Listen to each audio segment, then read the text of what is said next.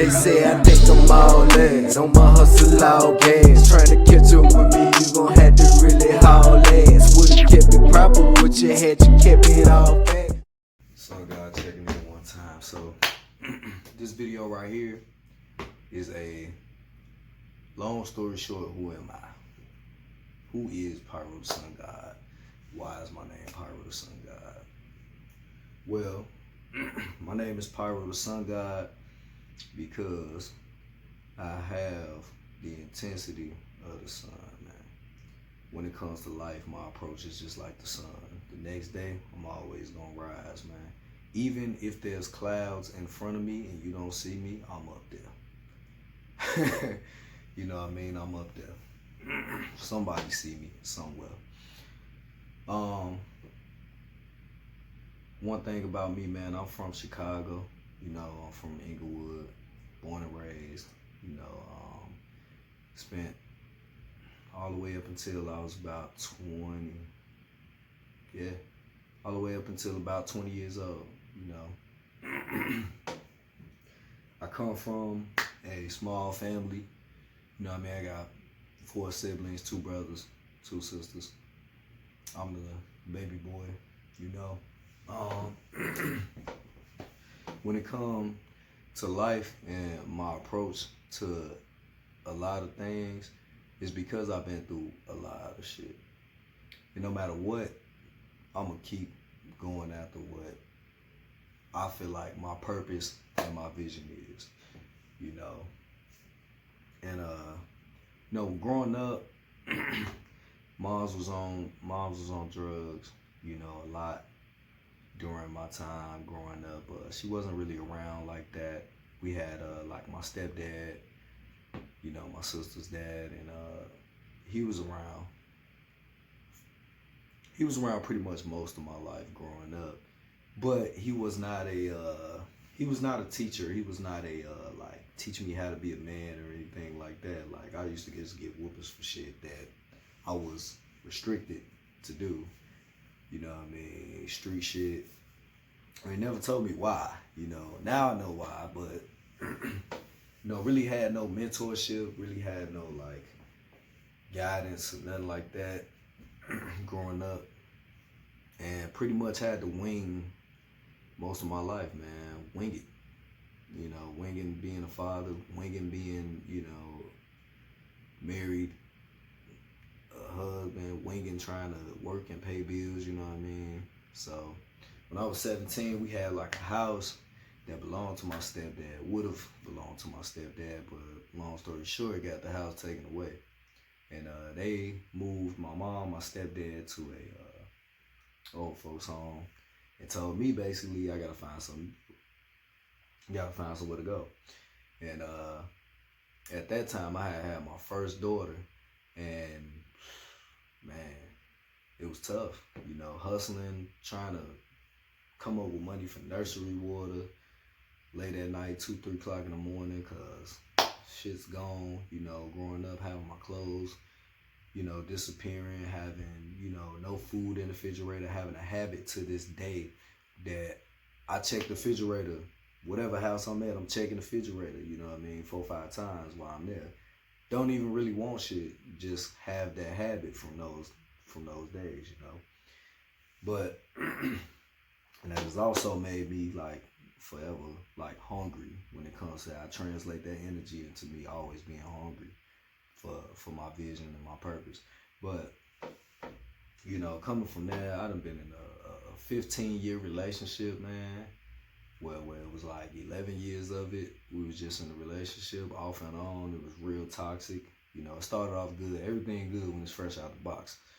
But, you know, damn, excuse me. But, you know, going through a lot of stress and a lot of things with that, trying to find jobs, can't find no job, finding jobs that's paying under what you really looking for, the shit that's gonna help you. You know, and I was working for $7.25 at one spot, and we had a place, and like I paid one bill, man, and that shit was gone. I was mad as fuck most of the time, you know, stressing, you know, and being a musician or an artist doing music, like no money to invest in your music. No money to invest in your music because you're trying to take care of the crib, you know, and you don't want to go back to, you know, street habits and try to be like that again, you know, go backtracking. You know, got my first job. First job I had was at Walmart. I was like 20 years old. Thought I was the shit. It was a bike builder, you know, and it was like, it was dope because that was the first time I was able to make my own money honestly, and I felt good about it. So they say honestly, you know, and felt good about it. And the relationship that I had at the time, man, I was 20. I had another baby on the way, my daughter, my second daughter, you know, my youngest, and just had everything straight, man. I was able to have everything for her and all that, man. It felt real good, you know. BM was still tripping about different shit at that particular time. But, you know, during that time, I ended up catching a case, doing some stupid shit on my part, you know what I'm saying? Doing some stupid shit and trying to help somebody out. Ended up catching a year probation for that shit, losing my job. And then things got really tough, you know, because during that time, I was like going back and forth from Chicago to Minnesota because my BM had moved to Minnesota. And that's the only way I could see my kids, and being on probation, like, you gotta have permission to go out of state. Or you can go out there, but if your ass get caught doing anything happen, it's a wrap. You know, you're gonna violate your probation. But, you know, during that time, not having no bread, man, me, my girl, my kids, being in the shelter, and just feeling like a complete failure, man. At that time, I remember like being like, damn, how the fuck did I get here? You know what I mean? And just trying to work it out, man. Trying to stay down, trying to stay looking for jobs, even though I knew like I couldn't work in Minnesota. Even though I was staying there most of my time, I was just coming back every month to see my probation officer at the time, you know, and knowing like I couldn't get no work out here, like I was trying like a motherfucker. Ended up being in school while I was living with my sister and going from like Dalton, Illinois to all the way down, if you're from Chicago, you know where that's at. All the way downtown Chicago every day, taking an hour and a half bus ride to go to school, trying to do something with myself. It was like a trade school. They didn't really have like no degrees, you know. I was just trying to do something with myself at the time, you know. And that shit was tough, you know. That shit was real tough. Doing that, and ended up getting a job at Walmart during that time and didn't finish the school. $10,000 worth of debt for a school that don't even have no degree, bro.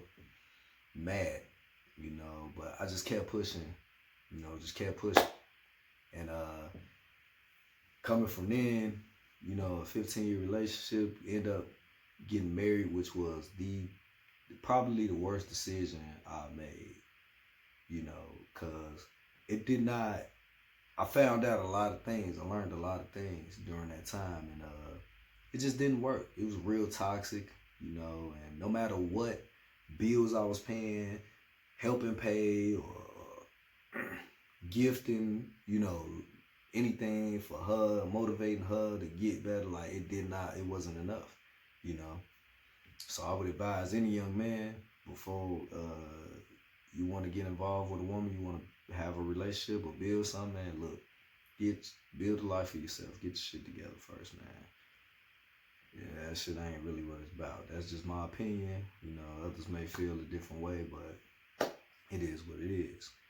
You know, came out of that relationship, that marriage, got divorced, ended up getting put on child support by somebody that I thought would never do that shit. And because I was taking care of my kids the whole time. Like, I was there for my kids since day one. Like, since they came from the hospital, you know, it was times where I wasn't able to see them because of my finances and stuff like that. But it was just like, man, what the fuck, you know? And all of us go through that sometimes, man. You feel like the whole goddamn world against you. You ain't got nobody in your corner, you know. And after that, I ended up getting in another relationship with like my sister's best friend, and that didn't work out. That shit only lasted like 2 years, bro. You know what I'm saying? Like, that shit did not work out.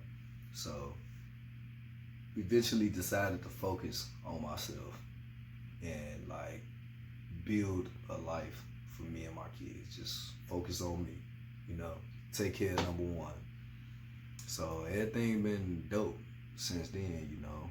But like, I've been through a lot of shit, man, coming from where I came from. You know, I was, once upon a time, man, I was living in like a pantry, man. I got kicked out basically at 17 years old, out the crib. Parents moved to an old folks home. You know what I mean? My mom, my stepdad moved to an old folks home in Maryville, Indiana. I remember it like it was yesterday. And they told me, like, not them, but the person that was responsible for moving them around, told me, like, man, I gotta find something to do because I can't go where they going. Crazy. Done, you know what I'm saying? Just like that, 17 years old, I ended up staying with a friend of the family, man. I was staying in a pantry, bro. It was basically a pantry. It wasn't even a room. You know, and every time, like, my being would come to see me and my daughter, we had to sleep on the twin mattress, man, all three of us. Like, right there, we had to sleep, man, and be still hearing gunshots outside and worried about, man, shit. Some shit come through this motherfucker to the point where you ain't even fazed by gunshots no more. You know what I mean? And during that time, I was like, what? It's like 18. At that time, like 18, and didn't have no ID, didn't have no social card, none of that shit. I had a little like birth certificate. They gave me a run around trying to get the real one, and like no experience with no jobs. Nobody telling me about how to get a job, how to get my finances in order, none of that. You know, nobody, you know what I mean, giving me no guidance. So, you know, that's part of the reason I do what I gotta do now, you know, to help people and young people that go through the same shit that I went through, man. Cause this shit get crazy out here, for real. It really do. And we all need some form of therapy at times. We all need some form of therapy at times. You can't always afford that shit. So that's why I'm here. That's why I do what I do. You know, book you a consultation, man. I guarantee you, after you get off the phone or the video chat, whatever it ends up being, you'll feel a lot better, and you'll think about life a different way, and you'll be re-energized to go out and handle the things that you gotta handle. You know what I mean? But like, for me, if y'all like, comment, share, subscribe, DM me on Instagram, DM me on YouTube. Let me know like what type of videos y'all want. You know what I mean? And talk about, y'all want an opinion on it. You know, what I think about this, what I think about that. Like, I'm here to help, man. And just let me know. You know, book those consultations, man. If you going through depression, if you feeling anxiety, and you just stressing, you don't know what the fuck to do, and you just need to hear a different point of view, and you need to change your mindset, I got you. For sure.